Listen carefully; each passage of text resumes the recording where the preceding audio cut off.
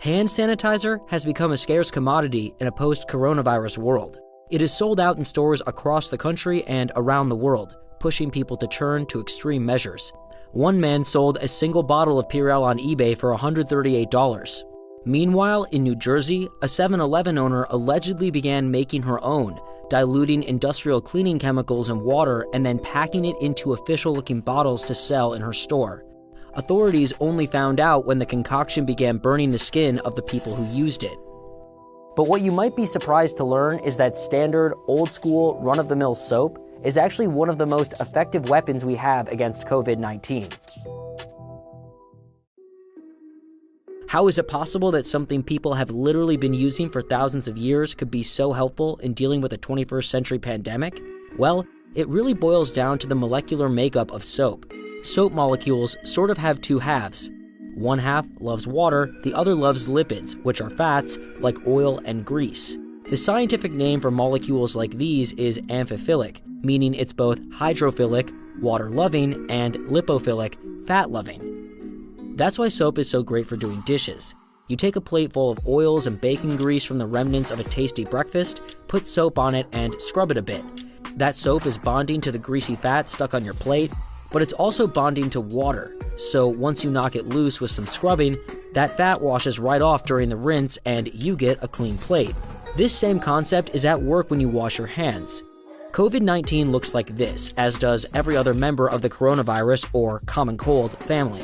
It's basically a spiky microscopic ball that holds a bunch of the virus's genetic material inside. The outer layer of that ball is made of lipids, which, as we already know, are fats. The coronavirus gets its name from those spikes, which some scientists believed resembled the corona of the sun. The spikes are proteins. The way COVID-19 infects you is its proteins bond with special receptor proteins on the outside of your cells that act as gatekeepers. It's kind of like the virus is a clever old-timey burglar who has forged a key for the door to your cells. Once the proteins bond, the virus's fatty membrane fuses with your cell's stronger, slightly different fatty membrane and moves inside the cell. Then, it dumps its own genetic material into the cell, hijacking the cell's resources and creating a bunch of new copies of the virus. Soap can stop this process before it ever starts. Remember how soap loves fat and water? Well, when you wash your hands, soap will start trying to bond with the fatty lipid membrane of the virus, but it also wants to bond with water. The resulting push and pull can actually break the virus's membrane apart. The bonds that are holding those fatty membranes are not very strong. So then, the hydrophobic side of the soap goes after that fatty membrane of the virus. It pulls it, literally like shredding it apart in that dramatic way. The only catch is you have to keep washing long enough for the push and pull to weaken the bonds between the lipids holding the virus's membrane together. This is why you hear experts recommending that you wash for at least 20 seconds, touching every part of your hand and creating friction. During that 20 seconds, it's the actual time for that bond to break. So then think of it like two hands holding together.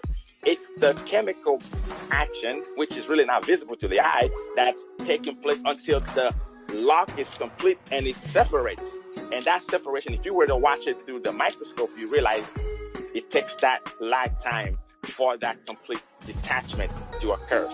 The thing is, though, that even if you don't fully break the bonds holding the virus together, soap has the added benefit of also just grabbing onto the virus. Then, when you rinse your hands off, even if you don't vanquish the virus, you can wash it down the drain with the rest of the foamy soap suds. The fatty membrane of the virus is literally getting sucked away from your skin and being deposited in that foamy or the soapy layer. So then by the time you rinse with water, it literally just goes away. Hand sanitizer works differently. The alcohol in the sanitizer can break down the membrane too, but hand sanitizer dries up really quickly, so you traditionally have much less time for it to work on that membrane than you have with soap, which easily lathers for 20 seconds or longer. Hand sanitizer also doesn't carry the virus with it down the drain. It just sits on your hand, so you're not getting the extra benefit of rinsing away virus particles. For this reason, many experts consider soap more effective in combating the virus. And our widespread belief that hand sanitizer is just as good or better worries some of them. It is likely that hand sanitizers may actually unintentionally foster the spread of this virus through asymptomatic means. Imagine if you throw in these limiting factors such as not applying the hand sanitizers in sufficient quantity, not rubbing your hands long enough, or maybe drying your hands before it actually works, and maybe not using sanitizers with up to 60% of alcoholic content. Now what you're doing is you're still carrying it. Hand sanitizer is also still a major tool in our coronavirus toolkit. You don't always have the ability to wash your hands, like, for example, if you are stepping off a subway car where you just held a pole. Hand sanitizer can be an effective first pass in a situation like that. To get the most out of that first pass, though, it's a good idea to make sure you are using enough to cover your whole hand and keep rubbing for 20 seconds, just like you would when washing your hands. But even after using hand sanitizer, it's always a good idea to follow up with a thorough hand wash when you get the chance.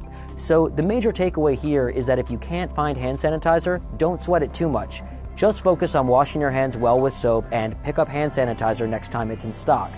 And of course, first and foremost, make sure you follow the latest guidelines from the CDC on hand sanitizer, hand washing, and prevention of COVID-19. Hey everyone, thanks for watching. If you enjoyed the video, help us out by liking, subscribing, and dropping us a comment. And to stay updated on Cheddar's latest, hit the bell next to that subscribe button too.